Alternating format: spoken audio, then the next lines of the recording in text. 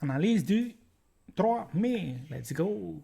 Bon, on a une tendance baissière à court terme, c'est-à-dire qu'on a des sommets, des creux de plus en plus bas.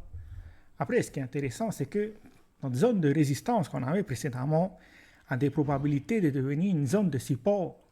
Parce que si on vient là ici, ben, on peut voir que le niveau des 97 700 à peu près est défendu pour l'instant.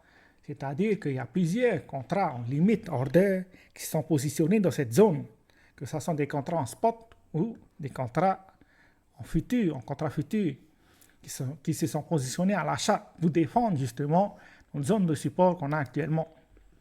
Donc ça veut dire que si jamais le marché arrive à absorber l'agressivité de ceux qui sont short, mais il y a des possibilités de commencer un scénario aussi à court terme.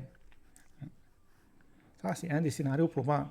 L'autre scénario probable, c'est qu'on casse ce niveau-là, on vient attraper les liquidités avant de reprendre un scénario haussier. Ça, c'est l'autre chemin probable. Bon, bien sûr, le dernier chemin probable, c'est qu'on casse notre zone de support qu'on a actuellement et qui est défendue.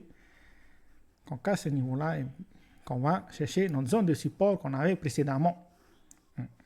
Donc, pour le moment, c'est les chemins probables par rapport à Bitcoin. Mais il vaut mieux attendre que les transactions reviennent sur le marché pour pouvoir se positionner, par exemple, à long terme. Parce que si on regarde, si on met le volume, on vient en daily, on met le volume, mais on peut voir qu'il n'y a pas beaucoup de positions qui sont entrées sur le marché hier. Donc, c'est plus facile de manipuler le prix quand il n'y a pas vraiment de transactions sur le marché.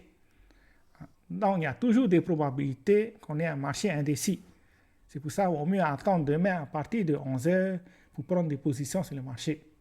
Voilà. C'est tout ce qu'on a pour aujourd'hui. Ciao, ciao.